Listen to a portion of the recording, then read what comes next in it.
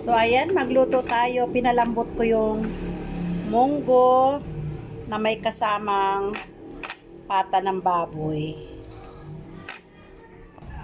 So ito na yung munggo ko, isang balot lang.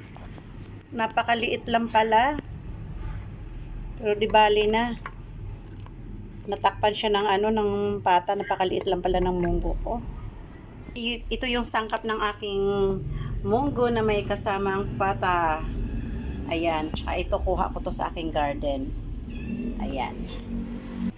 So, syempre, kagaya ng iba, lalagyan natin siya ng konting mantika na panggisa sa ating sangkap. Ayan, painitin lang natin konti. Syempre, dahil mainit na yung ating mantika, ilalagay natin yung ating bawang. Ayan, medyo papula-pulahin lang natin. Isabay ko na yung aking konting luya. Napakamahal ng luya ngayon. Ginto ang luya ngayon. So, ayan, papula-pulahin lang natin bago natin isunod yung ating ibang sangkap na sibuyas. Ating ibang sangkap na sibuyas. Yan, ilagay natin. Ganito ako magluto ng munggo. Kayo, bahala kayo kung anong klaseng luto ang munggo nyo. Basta ako, ganito lang ako magluto.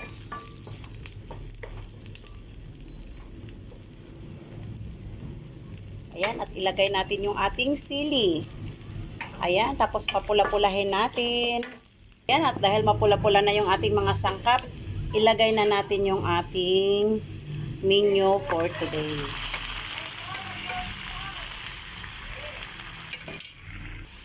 So, ayan, naintirap ang ating pagluluto dahil pinuntahan tayo ng ating suki sa lansunis. At sabi napakasarap daw kanyang lansunis. At napakatamis, mamaya matikman natin. Siyempre, kasama ko kayo, maibibidyo ko. Yan, ilagay na natin yung ating sabaw. Ayan, puro sabaw na wala ang munggo. Di bali, meron tayong ano dyan, may paraan tayo para dumami naman yung munggo. Kung ayan, nag-umpisa ng kumulo yung ating recipe, yung ating food for today. Timplahan na natin siya ng kunting patis. Kunting patis lang. Nasa inyo yan kung gaano kadami ang inyong pagtimpla ng inyong niluto. Ako kunting patis lang. Dahil bawal ang maalat sa atin. At saka hindi kasi ako nagkakanin. Kaya kailangan lang. Kailangan tama lang.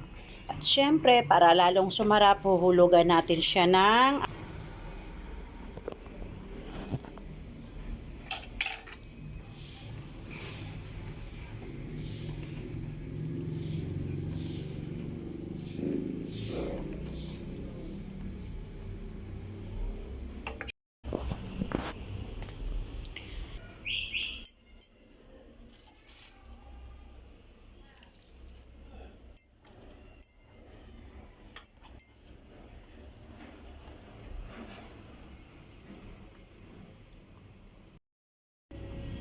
kasi ayan, nakakain nga siya ng hilaw, 'di ba?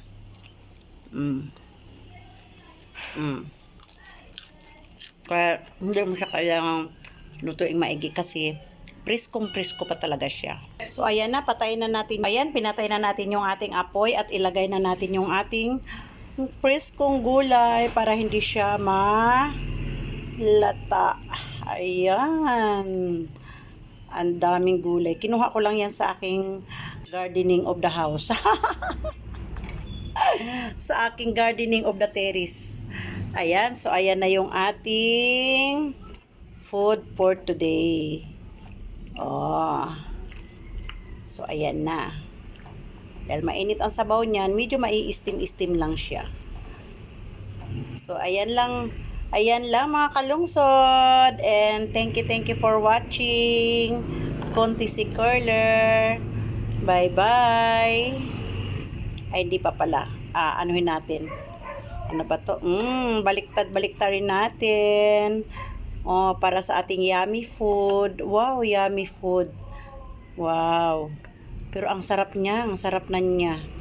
Ayan, ang sarap na niya. Nasaan na yung aking... Hindi na naman nakita yung aking sutanghon. Ayan, yung ating sutanghon. Ayan, o, diba? Nagpakita din si Haring Sutanghon. Ayan na yung aking food. Ito naman yung kusinerang hindi alam kung anong luto ang meron. Ito ang inyong kusirang hindi marunong magluto.